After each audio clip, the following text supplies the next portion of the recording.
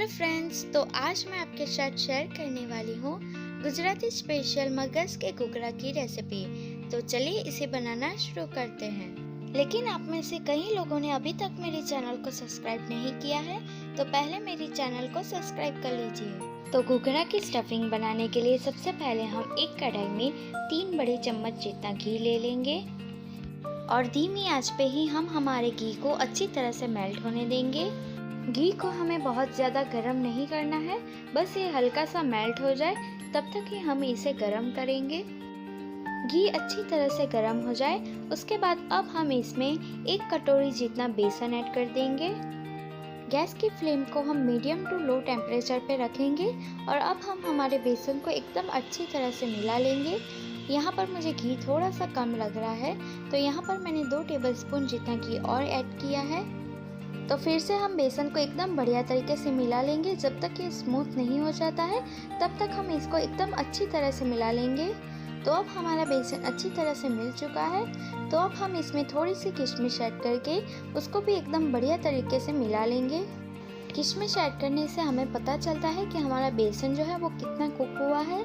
तो यहाँ पर थोड़ी सी किशमिश फूलने लगी है, तो इस स्टेज पे यहाँ पर मैं 1 बड़ा टेबलस्पून जितनी चिरौंजी ऐड कर रही हूँ और उसको भी हम एकदम बढ़िया तरीके से मिला लेंगे। सभी काम करते समय हम गैस की फ्लेम को मीडियम ही रखेंगे ताकि ये जलने के चांसेस ना रहे।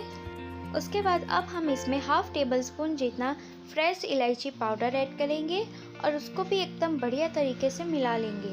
तो अब आप देख सकते हैं कि हमारी किशमिश अच्छी तरह से फूल चुकी है, यानी कि अब हमारा बेसन एकदम अच्छी तरह से कुक हो चुका है। तो अब हम लास्ट में इसमें ड्राई फ्रूट्स ऐड करेंगे। तो यहाँ पर मैंने काजू, बादाम और पिस्ता ऐड किया है। आप अपने हिसाब से ड्राई फ्रूट कम या ज़्यादा भी कर सकते हैं। तो अब हम हमारे मिक्सचर को एकदम रूम टेम्परेचर पे ठंडा होने देंगे। तब तक हम हमारी गुजिया यानी कि घूघरा बनाने के लिए आटा गूंद लेते हैं।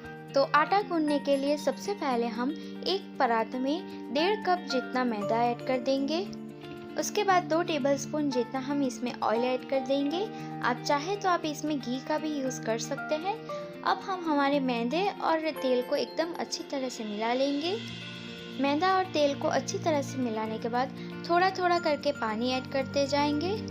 हम पूरी का जैसा आटा लगाते हैं बिल्कुल वैसा ही हमें आटा प्रिपेयर कर लेना है। तो अब आप देख सकते हैं कि मैंने अच्छी तरह से आटा गूंद लिया है। ऊपर से हम थोड़ा सा तेल ऐड कर देंगे और अब हम हमारे आटे को एकदम अच्छी तरह से गूंद लेंगे ताकि ये एकदम स्मूथ हो जाए। तो बस अब हमारा आटा जो है वो बिल्कुल रेडी हो चुका है। तो चलिए अब हम हमारी स्टफिंग देख लेते हैं। तो आप देख सकते हैं कि हमारी स्टफिंग जो है वो काफ़ी गाढ़ी हो चुकी है। तो बस हम इसी स्टेज पे 1/2 कप से थोड़ी सी ज़्यादा पिसी हुई चीनी ऐड कर देंगे। अगर आप कम चीनी खाना पसंद कर सकते हैं तो आप अपने हिसाब से थोड़ी सी कम या ज़्यादा भी कर सकते हैं। अब हम हमारे बैटर में चीनी अच्छी तरह से मिला लेंगे और आप देख सकते हैं कि हमारी बैटर की कंसिस्टेंसी ऐसी परफेक्ट होनी चाहिए। तो बस हमारा मिक्सर रेडी हो चुका है। तो अब हम इसको एक प्लेट में सेट कर लेंगे।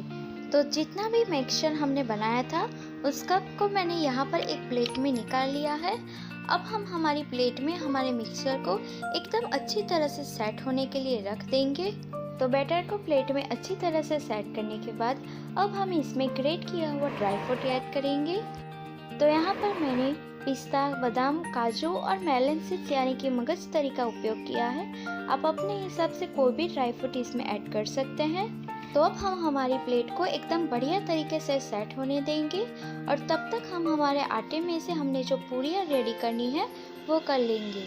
तो यहाँ पर मैं मीडियम साइज़ की ही पूरी तैयार कर रही हूँ। अगर आपको बहुत बड़ी साइज़ के घूघरा बनाने पसंद है तो आप उस हिसाब से बड़ी पूरी भी बेल सकते हैं। तो अब आप देख सकते हैं कि मैंने पूरी अच्छी तरह से रेडी कर ली है। तो एक और हमारा मिक्सचर भी प्लेट में अच्छी तरह से सेट हो चुका है। तो बस अब हम इसको काजू कतली की शेप में कट कर लेंगे।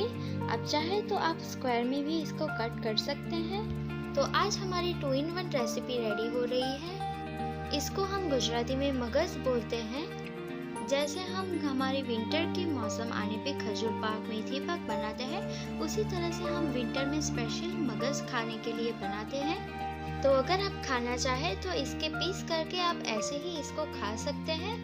तो अब आप देख सकते हैं कि पीस करने के बाद हमारा मगज जो है वो बिल्कुल रेडी हो चुका है।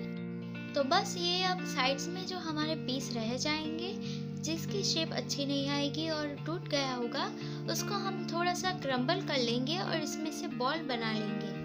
अब हमने जो स्टफिंग रेडी की है उसको हम हमारी पूरी के अंदर अच्छी तरह से बीच में रख देंगे और पूरी को हम एकदम अच्छी तरह से सील कर लेंगे।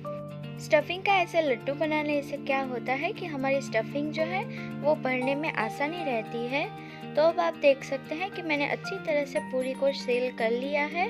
तो बस अब ये हमारा घुघरा रेडी है। बस अब हम साइड में जो डिज़ाइन देते हैं वो तैयार कर लेंगे। तो घुघरा बनाने में सबसे ट्रिकी पार्ट जो होता है वो इसकी डिज़ाइन होती है। अगर आपसे नहीं बनता है तो आप घुघरा का मोल्ड आता है उसका भी यूज़ कर सकते हैं। तो बस अब हम हमारे बाकी के घुघरा को भी अच्छी तरह से प्रिपेयर कर लेंगे। तो बस अब हम घुघरा फ्राई करने के लिए एक कढ़ाई में तेल गरम होने के लिए रख देंगे। तो यहाँ पर मैंने थोड़ा सा आटा डाला था जो थोड़ी ही सेकंड के बाद ऊपर आ गया है।